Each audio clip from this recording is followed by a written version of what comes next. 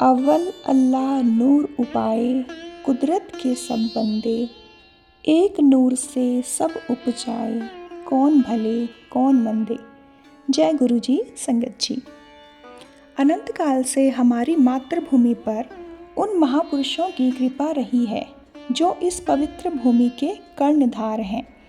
इस देश का अस्तित्व इन महापुरुषों पर निर्भर रहा है जिन्होंने अपनी असीम शक्तियों से धर्म की रक्षा, विकास और मर्यादा बनाए रखने में सदा अपना योगदान दिया है। प्रागैतिहासिक काल से जब प्रतीकात्मक ढंग से पौराणिक कथाओं का प्रादुर्भाव हो रहा था, तब से ईश्वर की यह अमर संतानें देश का प्रशिक्षण और मार्गदर्शन करती रही हैं। भारतवासियों ने भी अत्यंत संयम पूर्वक इनके सम्मुख बैठकर इनके प्रवचनों का लाभ उठाया है। उनको श्रवण करने के बाद संपूर्ण विश्व में वसुधैव कुटुंबकम की परंपरा निभाते हुए उन श्रुतियों का निरपेक्ष प्रचार किया है। भारत देश सदा से पुण्यात्माओं का प्रिय रहा है। इसका अनुपम सौंदर्य इसकी नदियों, पर्वत श्रृंखलाओं, हिमाच्छित शिखरों और विशाल मैदानों से परिपूर्ण है। यही इसकी रक्त कोशिकाएं और भाग्य रेखाएं हैं। देवी देवताओं ने भी आवश्यकतानुसार इसी पृथ्वी पर अवतरित होकर मानव के आह्वान का उत्तर दिया है। हमारे युग में गुरुजी उसी परमात्मा का लौकिक रूप थे। वह एक महापुरुष थे।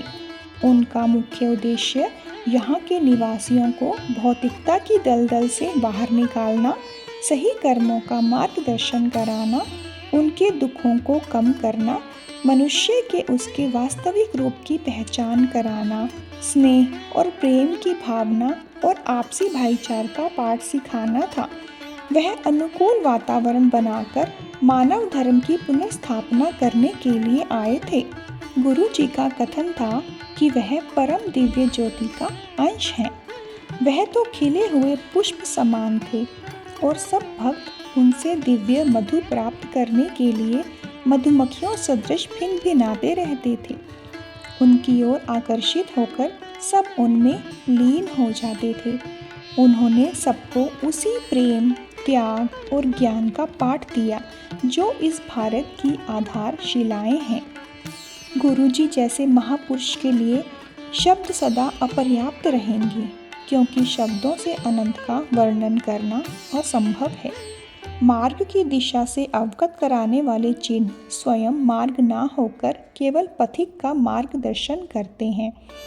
उनका प्रयोग तो उन उपकरणों के समान है जिनका उपयोग कर उन्हें त्याग दिया जाता है। हम सब उनको केवल उस सर्वनाम से जानते थे जिसका संभवतः इस धर्म प्रधान देश में सर्वाधिक उपयोग होता है, गुरु जी। यह शब्द अत्यंत गूढ़ अर्थ और शक्ति से परिपूर्ण है। यदि कोई भक्त कभी निडर होकर उनका नाम पूछ भी लेता था तो उनका उत्तर यही होता था कि उन जैसे महापुरुषों के कोई नाम नहीं होते। ईश्वर के दूत, सृष्टि के रचयिता, ब्रह्मांड के नृप नहीं, वह तो स्वयं परमात्मा थे। गुरु परमात्मा से अलग किसी को भी नहीं जानता। वास्तव में गुरु की ईश्वर से पृथक कोई पहचान हो ही नहीं सकती। कहते हैं कि उन्होंने 31 मई 2007 को महासमाधि ग्रहण कर ली। हमारा इस वक्तव्य पर विश्वास करने का कारण यही है कि हम उनको भौतिक देह सहित मानव रूप में पहचानते थे और हमें उनसे अनुराग हो गया था, किंतु पलक झपकते ही उनकी वह काया समाप्त हो गई। अपने द्वारा निभाई जा रही भूमिका पर उन्होंने स्वयं ही पटाक्षेप कर दिया। इसका कारण यही था कि वह अवतार थे, दिव्यता का मानव रूप। वह तो शिव, नानक और प्रेम के मूर्त रूप थे।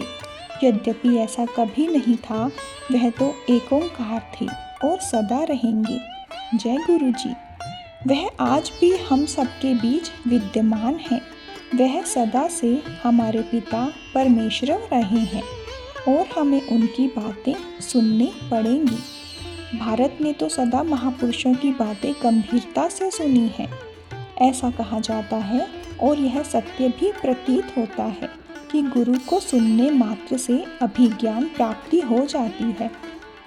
आप सबसे विनम्र निवेदन है कि आप इस सत्संग को ध्यानपूर्वक सुनिए। शुक्राना गुरुजी। जय गुरुजी।